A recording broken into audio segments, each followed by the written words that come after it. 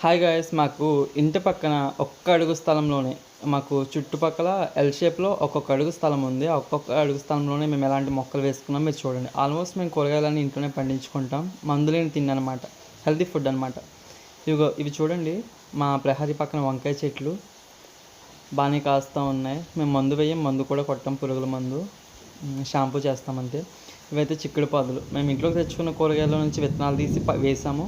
ఒక 3 రకాలు అనమాట ఇవి చిక్కుడుకాయల్లోని. అయితే వీటితోటి కాకరపాదులు కూడా ఎక్కాయి. మాకు ఒక్కొక్కసారికి కాకరకాయలు వచ్చి 5 అలా కాస్తూ ఉంటే మా ఇంట్లోకి సరిపోతాయి. మాకు చిక్కుడుకాయలు అయితే ½ కేజీ అలా తెగుతున్నాయి. వింటర్లో అయితే చాలా రేట్లు ఎక్కువ ఉండేవి చిక్కుడుకాయలు.